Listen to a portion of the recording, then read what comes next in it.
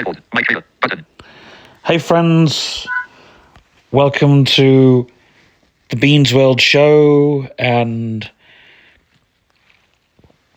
it's the first week of September, the first week where I said I'm taking a week off YouTube, taking a week off just putting the videos out, and it feels great because all the content you're creating, it is fantastic. I just thought I would let you know on that score. And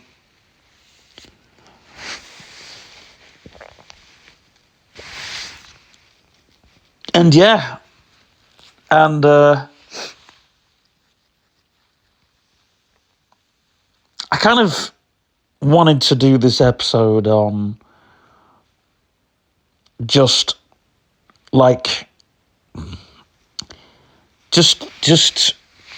kind of projects that I'm working on, because through quarantine or lockdown, I had several projects that I planned. I thought, I'm going to do this. It never happened.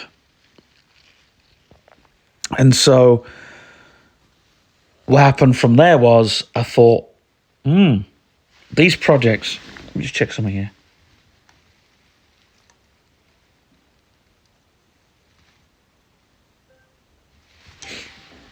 Yeah, it's still going.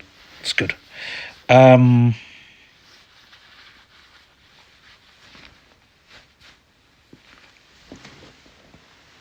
Anyways, so, yeah. So what happened was, I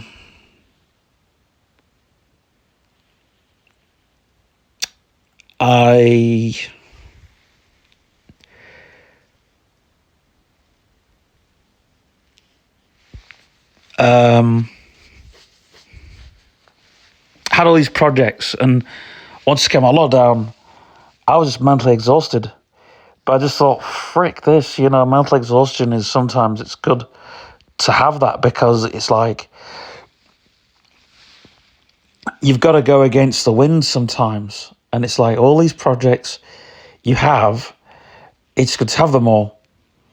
And like the videos that I make for October, there'll be loads of videos in October.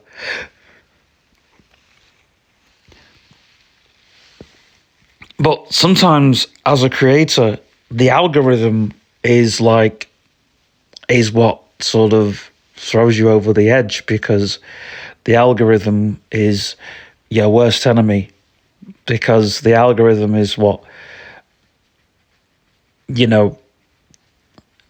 like, if you're not going up in the algorithm, you are not scoring anywhere in any platform.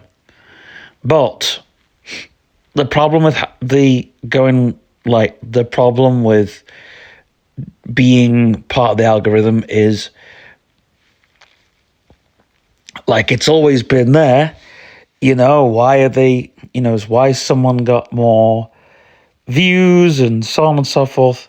And the algorithms just come very toxic. But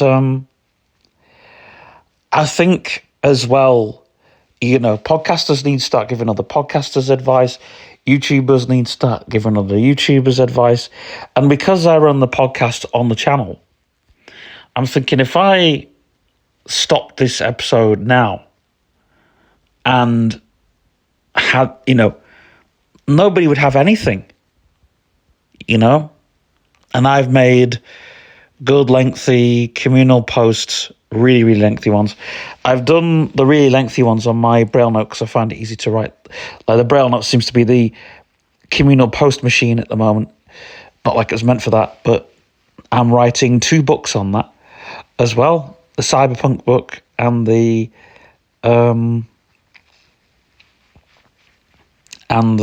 other book. But yeah. But I guess sort of cyberpunk, sci-fi, horror, that seems to be where I'm going. And it's, for us cyberpunk writers, we seem to get obstacles thrown at us. The last time I was writing my cyberpunk book, it was COVID time.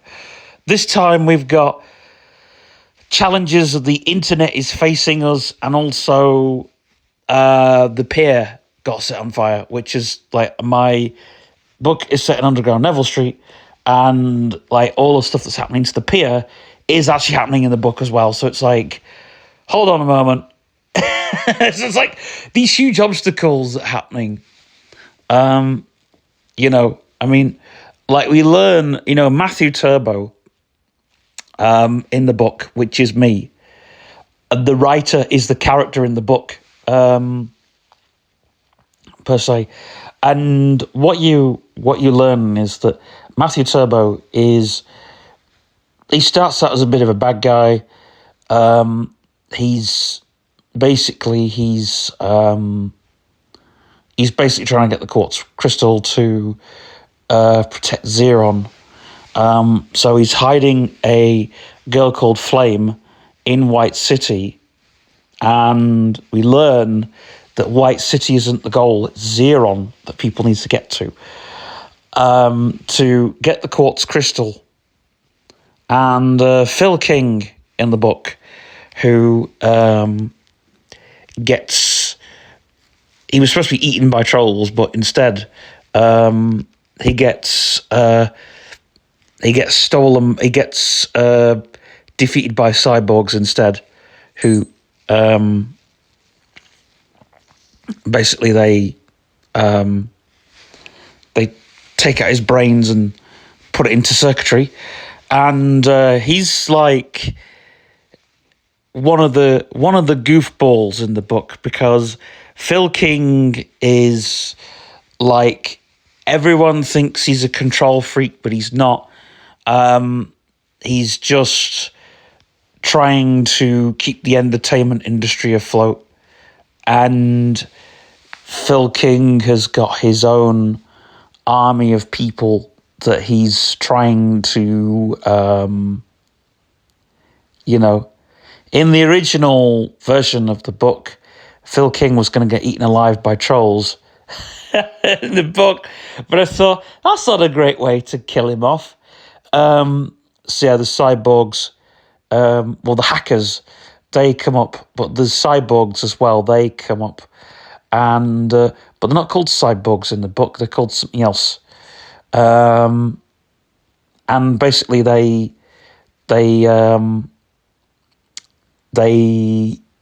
kill Phil King, and then Phil King comes out a bit like a robot, a bit like RoboCop. Only Phil King is, when he comes back, he comes like a robot and all the rest of it. But that's not the end of the book, people. That's not the end. That's towards the end, but it's not the end. Because the end of the book is when where White City is basically where it's attacked, and the council find out where they find out who Matthew Turbo is. They find out where he's been working all along, because there's been like a leak, which actually happened, a leak underneath the insurance place in Horton Street, where there's a war room, and inside the war room is where Matthew Turbo works, in Matthew Turbo's secret bunker. The council find it, and Matthew Turbo, who's been working as a writer for the Daily Blob, who's also been working for the council.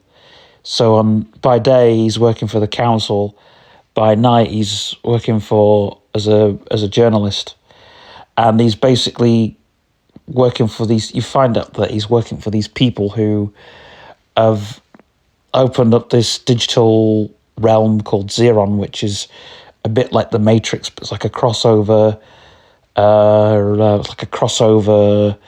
From the White City into like a digital realm, and the powers that be want Xeron for themselves. And there's a lot of stuff that happens. And there's a lot of my anger and sadness and grief and everything that's been put in to this book. And also because Southport is being put into a bad light since Axel Rudikavana murdered those 3 girls. That really, I hate to be, what's the word? I hate to be selfish, but as a writer, I thought, how am I going to write this book now? How am I going to write this book and keep this in the town now after all this? But the attack isn't in the book, but what is in the book is is like Matthew Turbo is seen as this bad guy, which he isn't. He's doing all of this to basically save the town from the powers that be that want it. And along the way, you've got unemployment, you've got homeless, you've got druggies, alcoholics. You've got alcoholics stealing from druggies. You've got death and grief and the town in disrepair and the council falling into disrepute, which basically is sort of the edge of reality. But this is like the literacy version of what Joy Division was singing about when Manchester was in the shithole, and now Southport's in the shithole. So, and Southport's going right down the shithole, and the council basically wants Southport for themselves. So the book isn't far from the truth, really. It's just the fiction kind of how can I put this, glorifies the dark side of the town. You know, it kind of Southport isn't all fairground rides and crumbs, I think, you know, river caves and fun houses and Silcox amusements and whatever you get with seaside towns. Southport is just about as dark as Blackpool is, only it isn't. We haven't got the tower, and you know, we've got the douchebags coming in. But anyway, that's literally why I've put it all there. And there is kind of, I don't know, kind of what I have put into this book is the frustration of people trying to hold on to this town. You know? But the people are just not caring for it at all. And that's why Underground Neville Street is where most of the book is set, because in Underground Neville Street, that's where there's people there who are, in the book, there's people there who are under threat, and they're trying to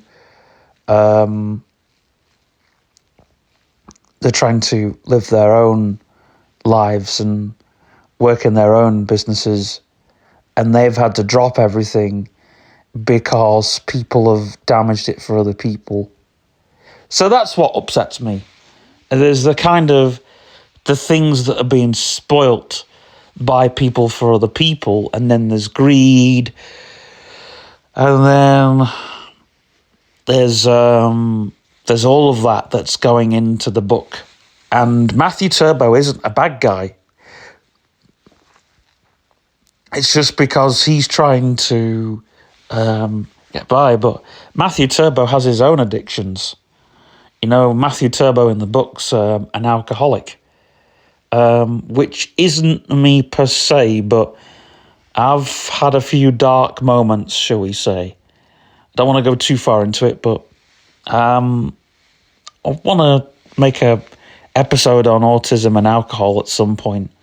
But I think, Matthew Turbo drinks to keep himself afloat, a bit like how I've been doing it, so to say. He drinks to be free. But, I technically don't drink to be free anymore. I drink because I enjoy it, but then when I know that's it, when I've had 2 or 3 pints, that's it, that's enough. I'm buggered. I'm literally, I'm done for the night. It's the drink is just the icing on the cake for me these days. It's not what it was earlier. But I've used that sort of early part of me, that kind of bit, that kind of, Matthew Turbo is drinking because his life is people think that he's a bad guy because he's taken this girl hostage, and this girl Flame, and she comes up later in the book. She gets shot later in the book. But spoiler alert, she doesn't actually die. She just gets shot in the eye, and then her eye gets replaced. And then and then Mike, he's another journalist. He's basically going in to try and get the quartz crystal removed from White City, but all he finds is the key. And then Matthew Turbo tells him, this is quartz crystal. He's got to get the key to. He's got to save the key for Phil King, but unfortunately, Phil King, he's meddling where he shouldn't meddle, and the council are meddling where they shouldn't meddle. It's basically the powers that be destroying something very secretive, a part of Southport which people kind of know, but the council are sort of like trying to destroy secrets, but also they've got their own secrets to cover up, and they don't cover their tracks very well. It's a bit like RoboCop. RoboCop, RoboCop is seen as a bad guy because he's going after the bad guys. But really, his mission, RoboCop's mission, is to basically save the city. He's got to save the people. He's got to go out, kill the bad guys, and put people to justice. But RoboCop does it in much more of an aggressive manner, and that's it. Or the Terminator. The Terminator he's saving Lisa Connor. And she thinks the Terminator's a bad guy. And in the first Terminator, you think the Terminator's bad. The Terminator isn't really bad. The Terminator is just... The Terminator is just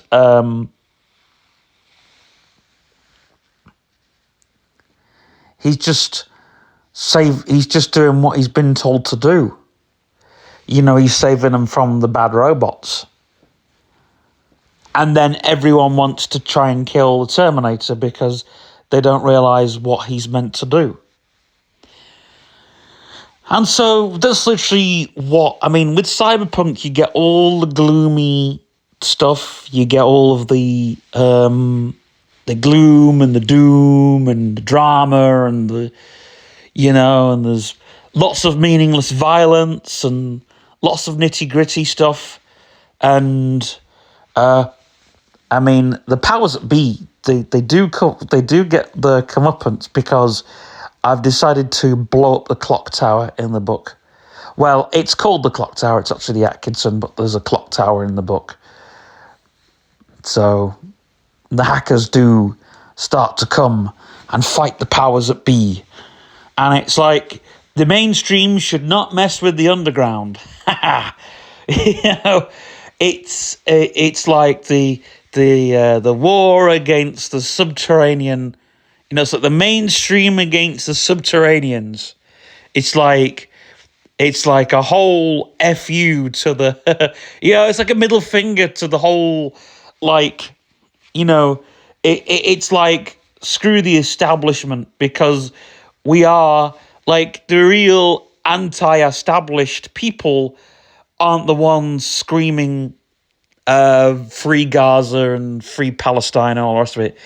What we're actually saying is, get it sorted, spend money on something properly, can't speak, properly, and stop throwing £250,000 on projects that mean absolutely nothing, because the people won't appreciate it. Anyway, that's enough of that. We started the podcast on such a... oh, dearie me. We've started on like a wow, like a shish kebab. Oh yeah, I'm gonna start doing my mixes on, was it Fridays? I've been recording in my studio the past couple of days, and I've said to Mummy, look, I'm gonna do my podcast,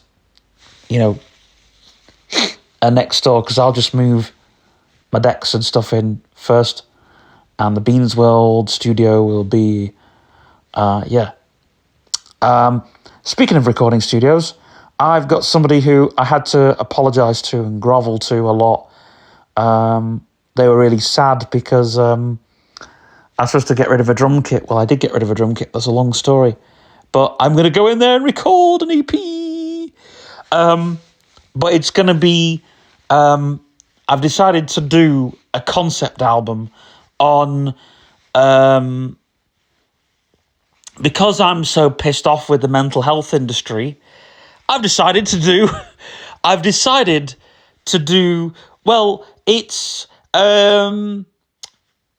basically a mental hospital run by doctors and nurses high on hallucinogens, and it's basically half the patients are also high on hallucinogens, and people get abused and stuff like that. It's all really, really, really, really messed up. So that's the next project that I'm doing. Well, hopefully that's one of the projects I'm doing. That's, the next project, that's another project, because I'm doing Greaves Hall, the EP. It's basically going to be a noise album. When I say a noise album, I freaking mean a noise album. It's going to be so atmospheric, man. It's going to be like, But the next EP I'm doing is like, it's like we're reaching into the stars and going over the edge of the universe, that kind of shit, Because I do believe, like, we're so near the edge of the universe, like we're so near it, like we want to touch it when we want to go through, like nobody talks, like nobody ever has these psychedelic discussions. When I'm drunk, and when I've been drunk a few times, and I piss my sister off with going, "That's the universe expands and the sky is stretching like a balloon." Oh no, because it's so up their ass. Anyway, that's me drunk, by the way. And my sister's like, "Please don't talk like that, because you sound so scribbled up, and I don't understand it, and it's so huge and big." And I'm like, "Oh, but you just don't understand it because you don't understand it." But anyway, by the way, that's my voice when I'm absolutely pissed. I've recorded myself and played it back, and that's how I sound. And I do sound all scribbled up, but I'm like, oh my goodness grief, and I can't even understand half is.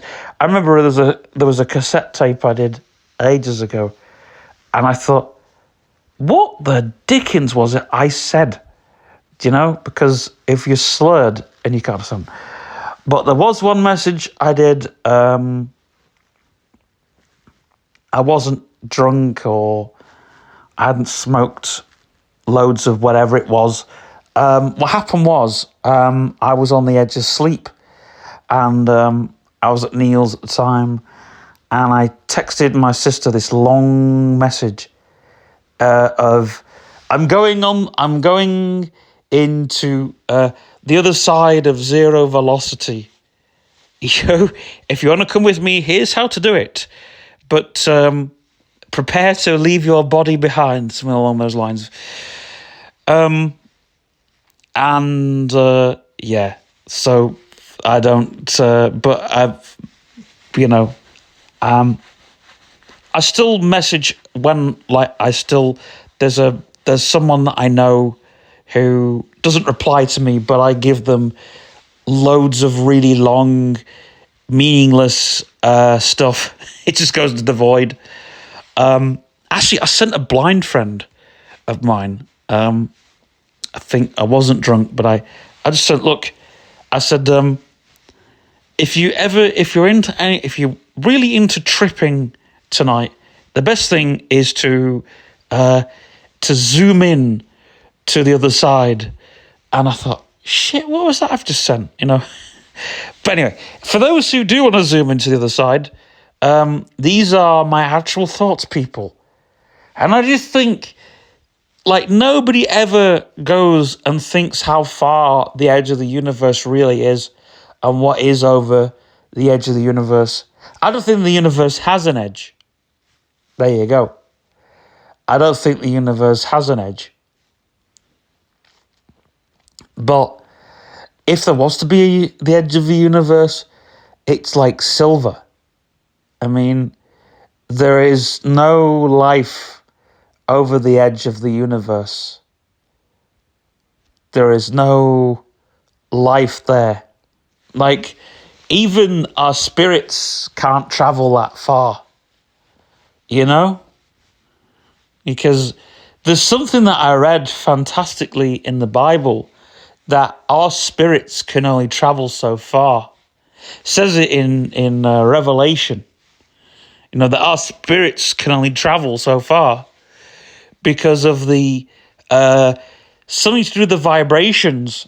And when we travel outside of those vibrations, it's like we're no longer, and it's like, wow, this is like stuff that, but it's like when you read a lot of spiritual stuff, not just the Bible, but when you read a lot of the, a lot of the stuff that's, like the whole spiritual realm, when you start reading into like vibrations. And the thing is, the Christians, like a Christian myself, like a bit of a liberal Christian, because I never really question anything too much. But the thing is, why does the church not talk about vibrations? It's in the Revelation. It's in the book of Revelation. That the Christians are actually on the highest of the vibrations. It's like, it's a vibration that you cannot feel. It's a vibration you cannot feel, but when you do feel it, it sends goosebumps right through you. It's like the vibration is that high that it's like being touched with an icicle. Or it can work the other way, because when you get a high and a low mixed, it can be like being prodded with a hot poker. And so when they say, and it speaks like, why, the spirit of fire, and these things aren't taught. And I was thinking like the other day about about like all the secretive stuff, and like we had all the Masonic stuff, and I thought zero velocity, is that a Masonic symbol? Because how do I know about it? Of course, the Masonic books are now in the bin. We got rid of them, so I can't read into it now. But that's something that I'd love to have known, because if that's like, well, hold on a second, is that a secret? Is that a secret from the other side?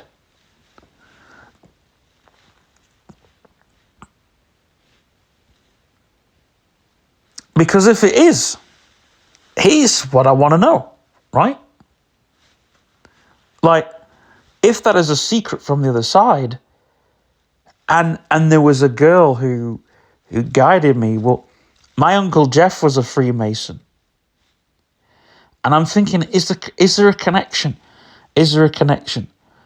Like, the thing is with the Freemasons is they are evil, or so they've led to believe. Now there's some demonic things because it's all led to Solomon and all the rest of it. But the reason why I was into the Masonic Lodge all those years ago was because the way it is, because it's so mystical, and I was so into that. Like, and a part of me is, because nobody talks about it. Why? Why is no one talking about something that's mystical and magical and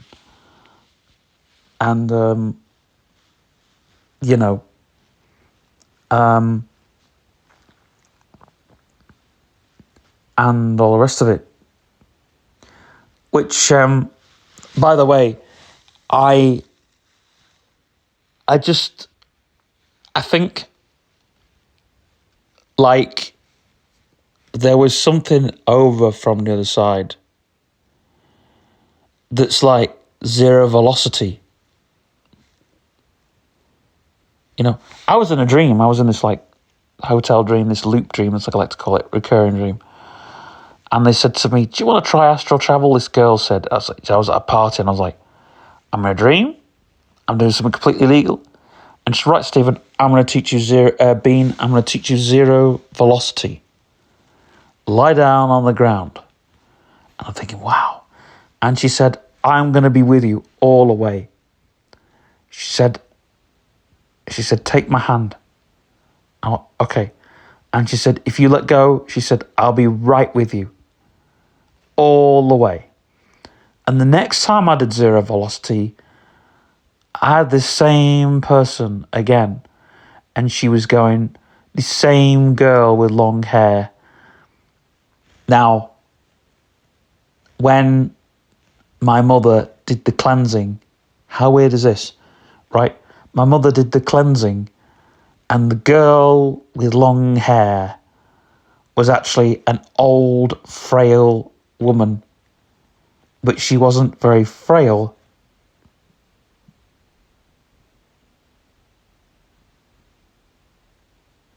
Anyway, I'm going to put the light on if that's all right.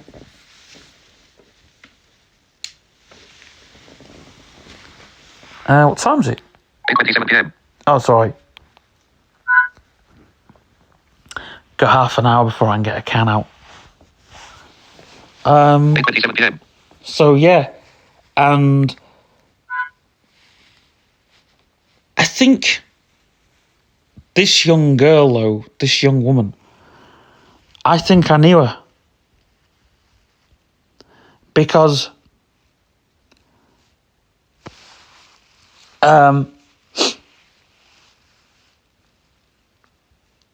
I think I knew her because I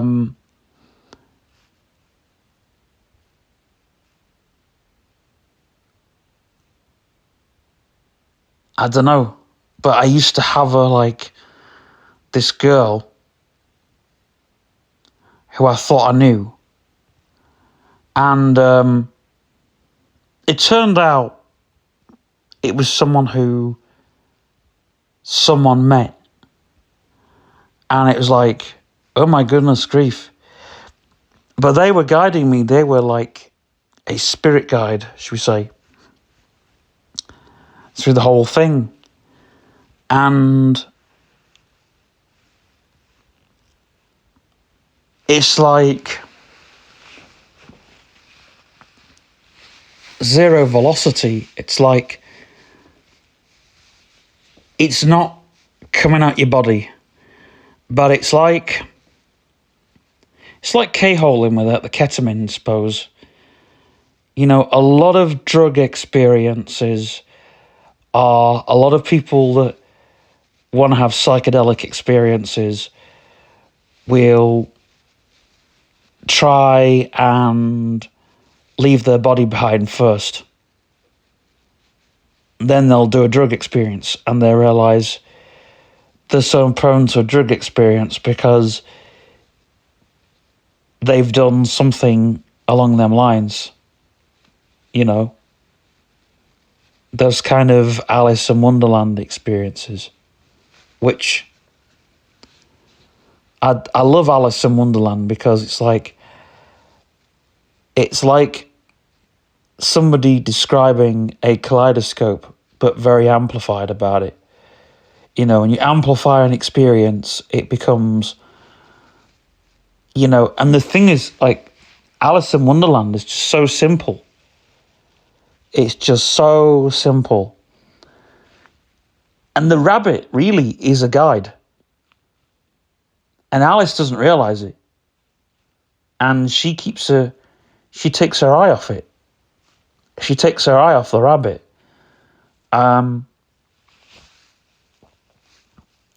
You know, it's the whole kind of experience. You know, you're going down a hole and then you're going through the thing,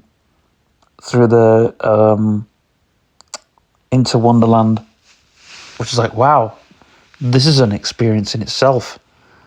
But it's like some form of universe that no one's ever explained and nothing that anyone's ever tapped into. And I think that, like, Lewis Carroll,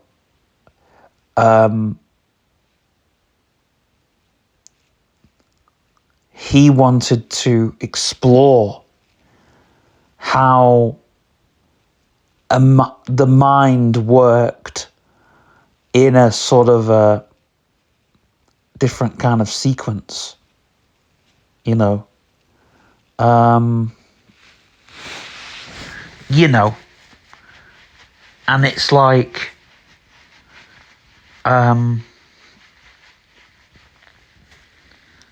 people who disrespect mushrooms, you know, magic mushrooms.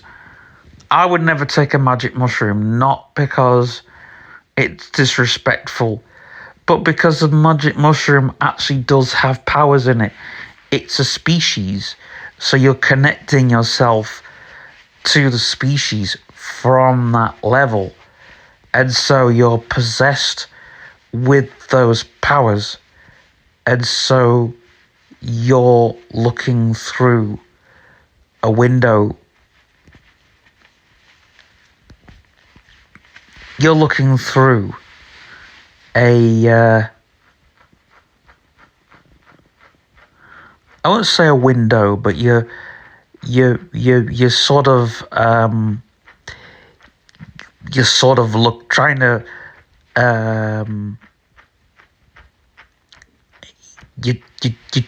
to you're trying to look through the window and into some form of you know, you're getting that sort of look, but it's like your mind doesn't see it as like a window, because you're being sort of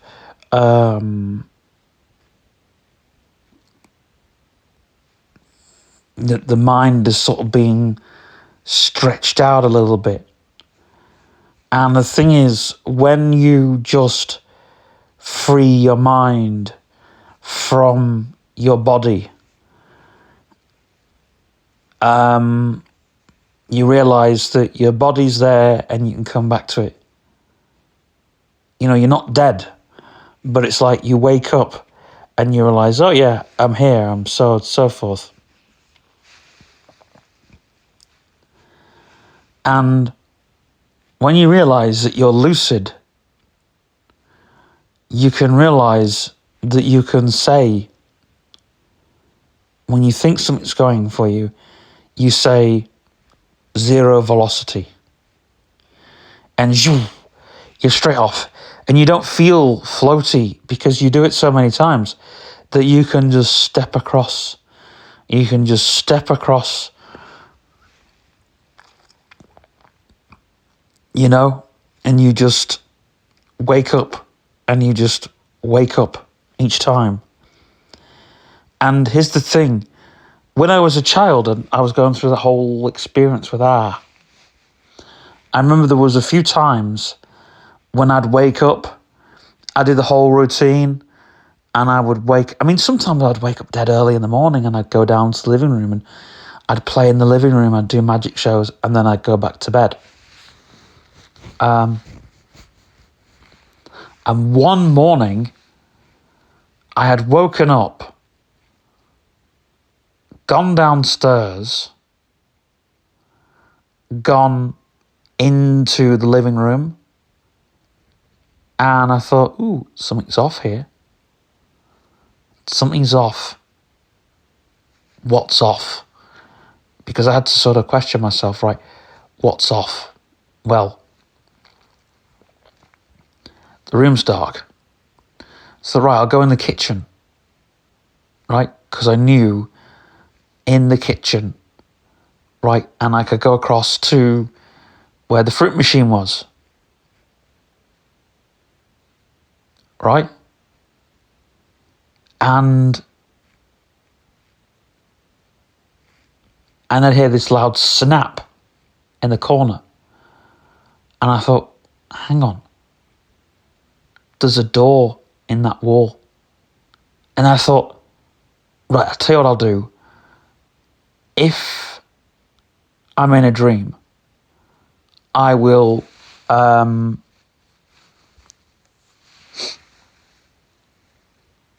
I will try the back door, right? And I try the back door. I'm right, okay, I'm outside.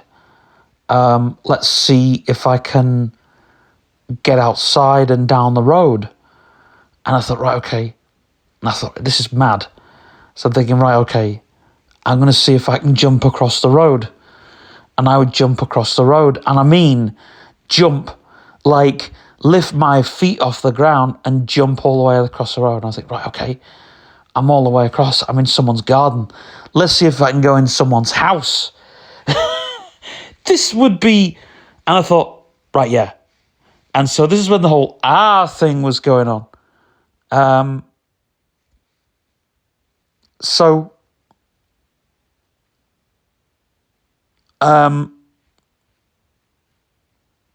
Then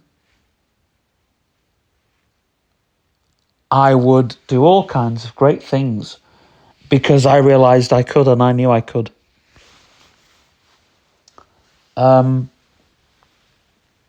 Because that was what I did. And in a dream, I could do all that. But I used to wake up in the morning. I used to have these ones where I'd just wake up in the morning and go downstairs. And then I would be in the kitchen. Things like that, you get up, you do your routine, you'd have your breakfast, or you were going to have breakfast. And all of a sudden, Stephen, someone's here to see you. And you go in and you just know. I remember one time I was at my auntie Gig's house.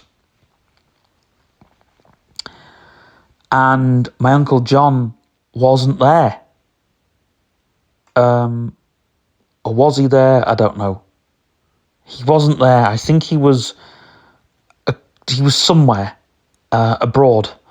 But I was in my Uncle John's house. And I remember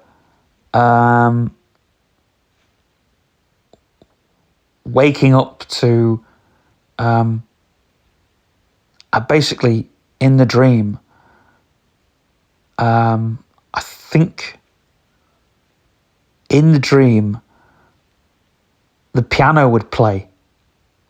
And this happened a few times. And the piano would play. And it wasn't Uncle John at the piano. The piano would play, right? You'd press the note, and go do it, and the piano would play.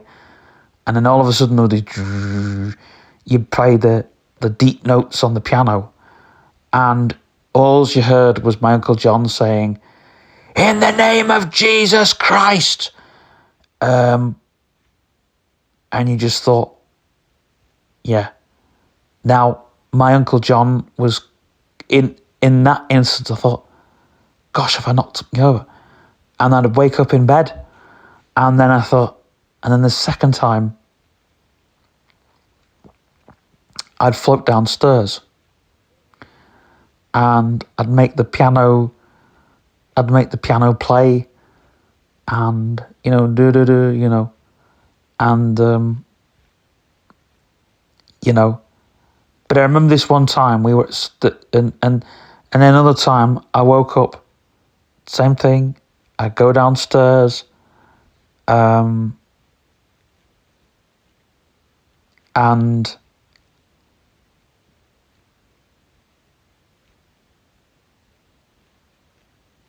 I would walk over to the piano, to make it do the drrrr. And my Uncle John in the dream said, "Stephen, it's not here. Bean, sorry, it's not here." And I'd turn around to my Uncle John and say,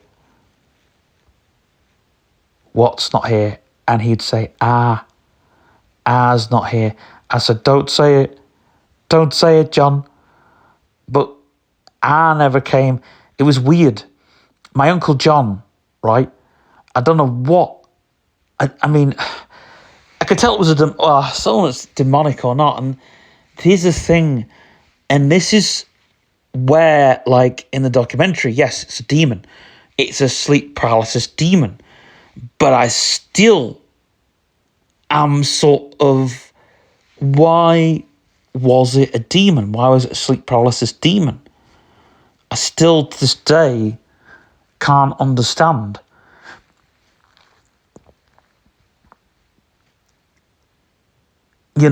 And I could never, ever get proof for it.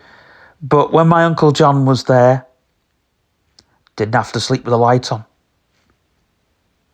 This was all weird. Like, I didn't have to sleep with a light on. I could sleep in a dark room. And I knew, and this was after I'd been thrown on the toy box. I remember my Uncle John coming to stay, and we just weren't frightened. We weren't frightened of anything. It was like, now, unfortunately, my Uncle John is not very well, so I can't ask. But it was like my auntie gig. My auntie gig, if she stayed over, because I remember being at my auntie gig's house. I think, was it before I got thrown on the toy box or after? No, it was after. I went to stay at my auntie gig's in Henley Drive, and the landing light was on, but my room light was completely off. And my room light was completely off. And my auntie gig, what did she say to me? "Do you have a nice sleep, darling?" "Oh, yes." What did she say? I think she said something about, it was weird that you didn't have the light on. I said, yeah. I said, well, the light was on the landing. And they had a dog as well. But I think my auntie gig saw I think she had in her dream, but she would never admit it. because I think it was so horrible of an experience. I think my auntie put it down to a friend. Oh, if this happened, but I think my auntie Gig has seen our, because I remember now, we were in Scarborough. Were we in Scarborough? Can't remember. No. I'll tell you what happened. My auntie Gig came to my auntie Gig stayed one time, and I can't remember why. Because, like, a house was only up the road. You know, I think it was after my granddad died. My auntie Gig was there. My cousin Sarah it was like a big family thing, you know, big family. You know, family was up, you know. And my auntie Gig, I think she had seen our. I don't know what the whole. Oh no, I know what it was. It was at Marcus. It was one of Marcus's. Marcus, I can't remember the whole thing was, right? But my auntie Gig stayed, and I can't remember if it was at Virginia Street or wherever, I can't remember. But I think I was told that I had set on Auntie Gig a couple of times. It happened in a dream. And I remember this dream.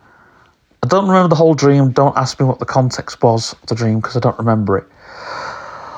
What I do remember was my auntie Gig in the dream. She was, that's right, I was in a hospital. In the dream, I was in a hospital, right? Now, I know what a hospital was like. I'd been in hospital, you know. Anyway, in the dream, I was in this hospital. And because my auntie Gig used to tell me what she did for her job, you know, lifting these men in wheelchairs and stuff like that. And in the dream, I don't know what I was doing. And I said, right, Giggy, you're going to have to lift me out I was in a wheelchair in the dream. And I says, right, Giggy, you're going to have to lift me out the wheelchair. And she's saying, you can walk, you don't have to be in that chair. I'm like, Giggy, lift me out of the toilet. And I'll, you know, anyway, we had a bit of a argument, you know, I won't do it. And she said, you can, blah, blah, blah, you can get out and walk. So I went, you know, I said, on Auntie Gig. And after that happened, we both woke up. I woke up to actually go for a wee. And she'd woke up. But I think something happened to her with her. That's an experience she's never going to share.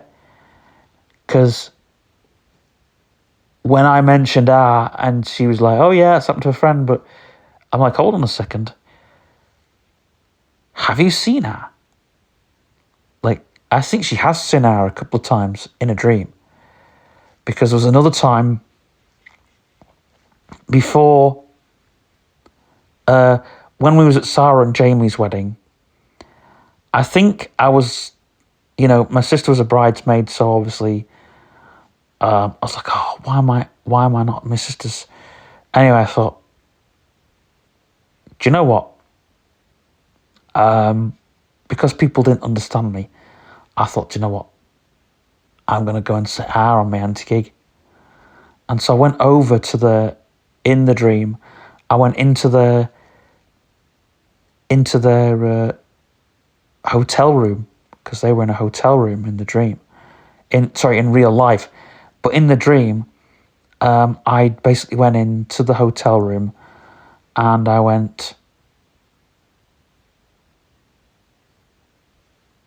because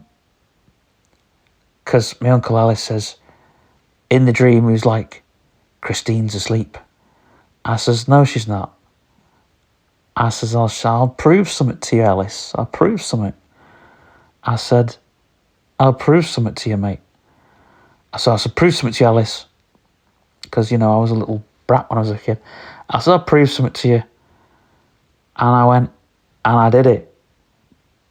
And Ellis was trying to stop her, but he couldn't, and Gig couldn't, and don't know where John was in the dream. And I just thought, I can disappear here, and my Uncle Ellis is chasing me out and I wake up in my own bed. I'm thinking, Gig's got R. Gig's got R, And then there was another occasion. Where I was at my dad and Lisa's, and I thought, I'm going to go to my Auntie Gig's and sit her on her, just for a laugh, And so in the dream, I went, because I knew that she'd gone to bed early, and I went across and I said, Gig, I says, we're in a dream, so we can't mention the you-know-what word. And she goes, oh, darling, what word's that? And I goes, do you really want me to do it? And she goes, oh, all right, okay then. And I did it, and it's like, but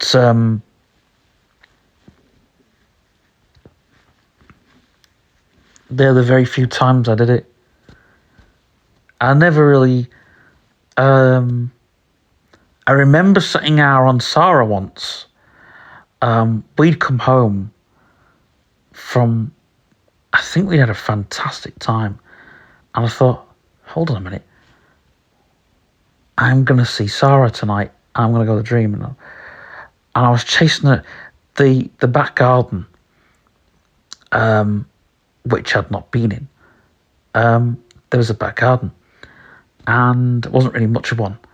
And I sort of knew this. Like later on, I sort of knew. And I thought, I wonder in the dream here if I can get her. So, no,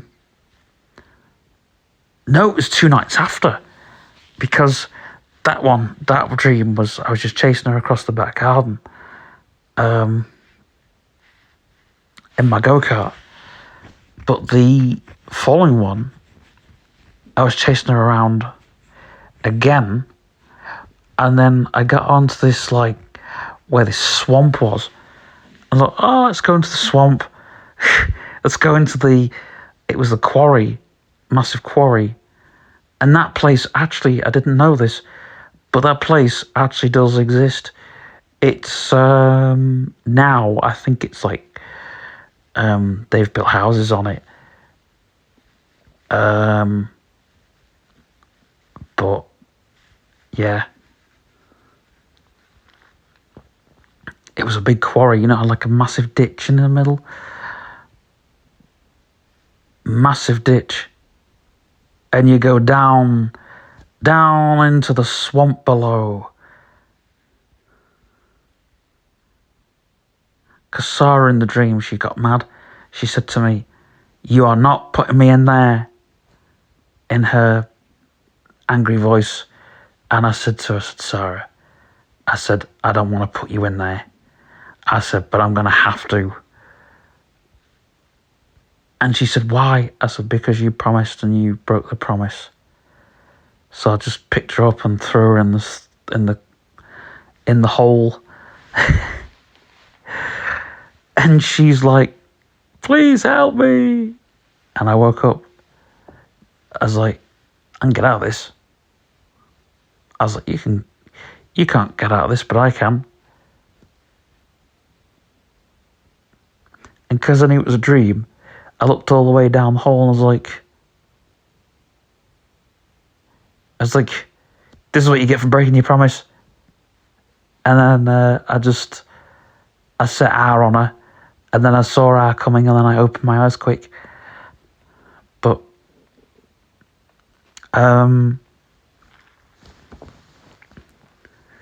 yeah, I used to wake up, like, I used to remember, like, waking up, and then I didn't know if it was a dream or not.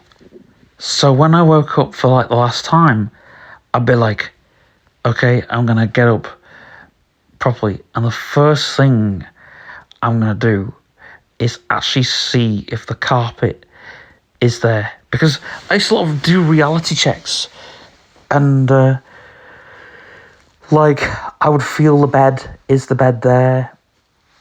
You know, Rabby, Pabby, the bunny rabbit. Any other teddies that were around, anything like that. I'd feel the whole entire bed.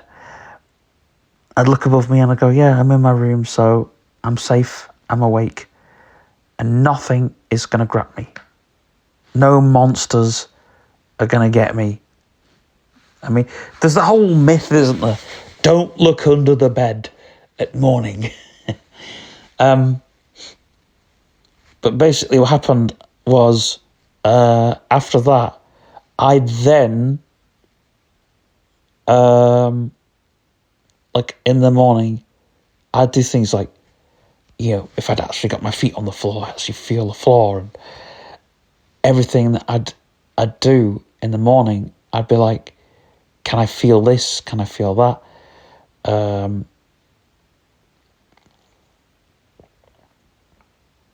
You know, can I feel, I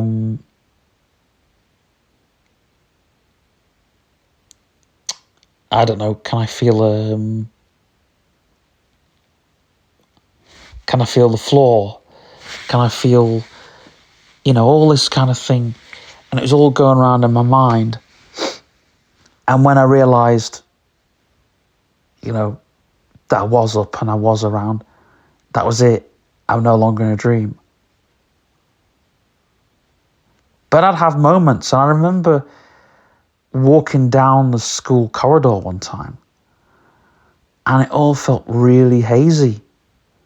Do you know, I wasn't sure if I was awake or not, because I'd just been sort of half asleep in the taxi. I would always sleep in the taxi, or I'd always daydream in the taxi. You know, I'd think all lovely things, you know, about cars and driving cars and just all silly things. And then I would daydream all the time going to school.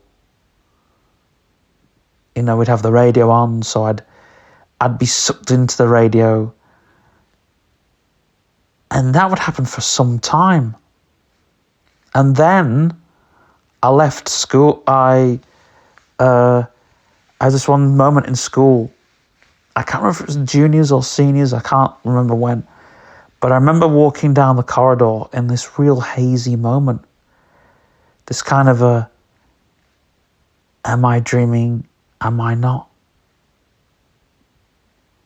And I knew there was a change about to happen in my life.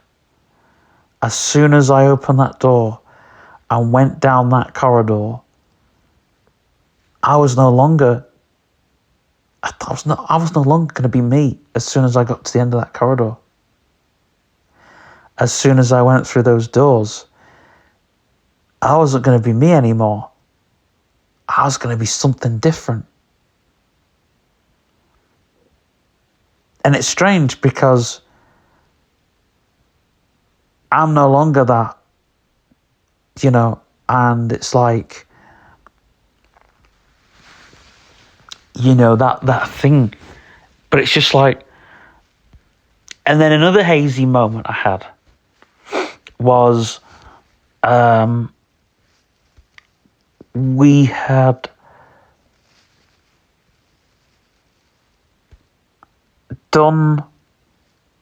we'd done PE. No, we were in the chapel at assembly, and I always went to sleep in assembly. I always drifted off, because they'd have assembly, and in assembly they would talk about, and to be honest, they never really asked us. It was one of those things you could drown in your own thoughts. And I remember Sister Teresa saying, "What did we speak about yesterday in assembly?" And I said,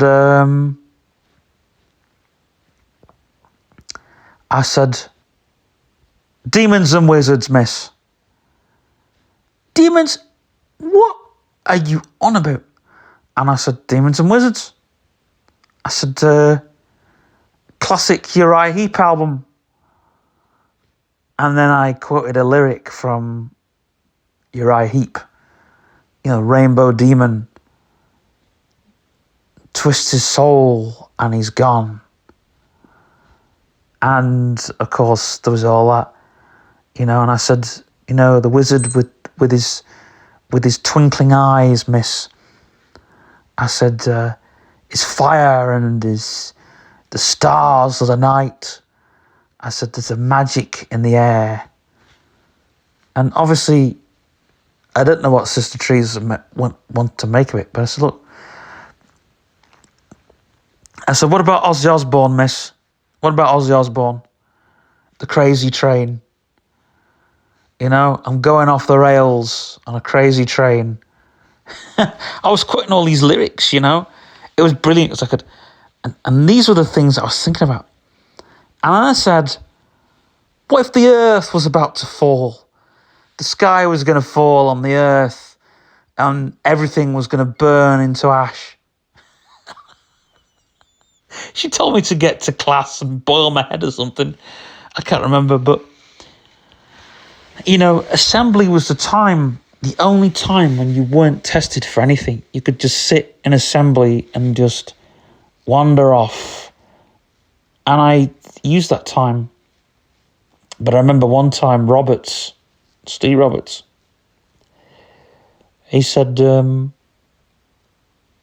was there going on about in assembly this morning? I said, you know what, mate? I said, I couldn't tell you. He said, you were there, weren't you? I was like, yeah. I sat there.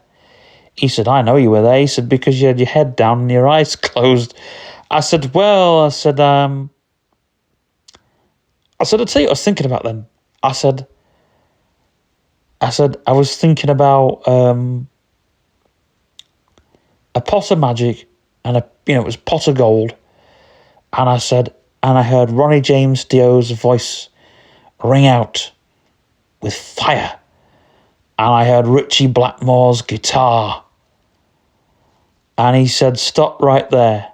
And I was like, yeah. So the following morning, he says, he's like, in this morning's assembly, he said,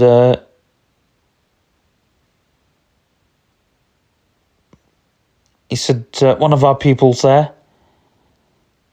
is it going to drift off and dream of Ronnie James Dio and a pot of fire and Richie Blackmore playing the guitar?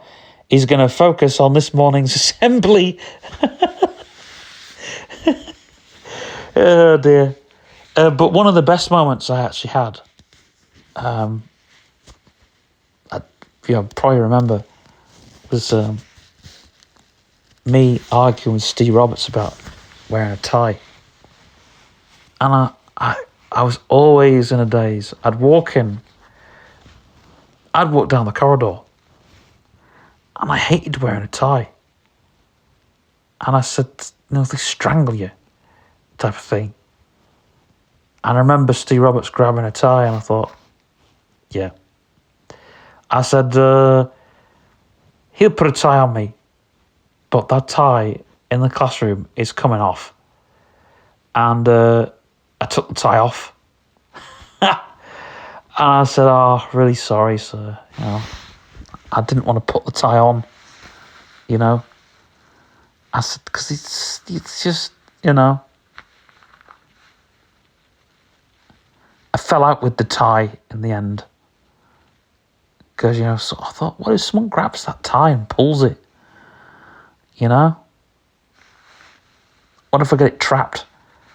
So I just fell out with the tie in the end. And I've never worn a tie since.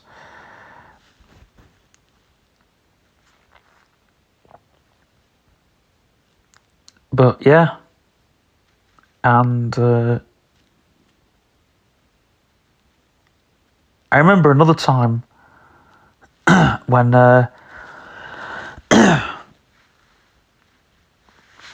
was leaving school and I was walking out that door and I sort of missed it. I had a glimpse of, you know, missing my friends, and the end of school really ended out on a high note, because even though I didn't do much in the school, I enjoyed the end of it.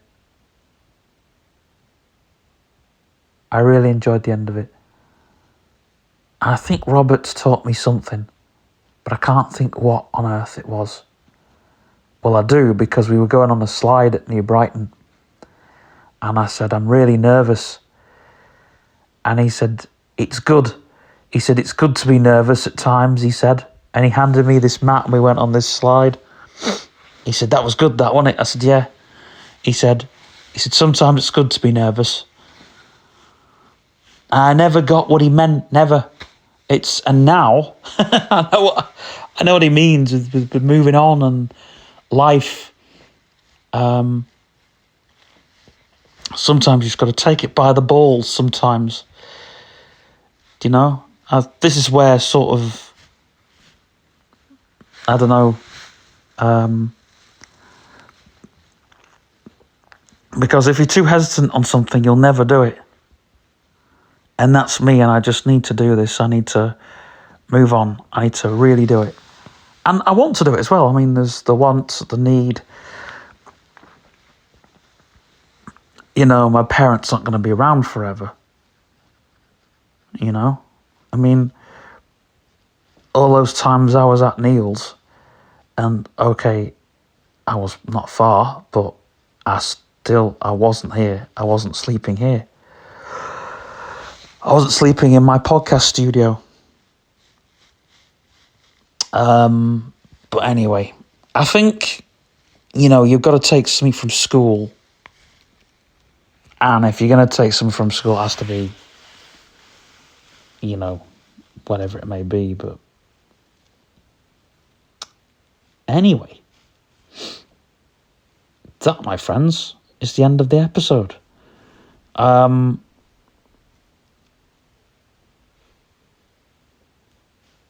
So yeah, next week, you'll get next week's episode at the end of this week, because I'll be doing it with a nice microphone, and it'll be a bit more prepared. But bye for now. 9:07 p.m. 9:07 p.m. 8 T7 PQRS 8 TUV. Mike Finish recording. Button. Finish recording.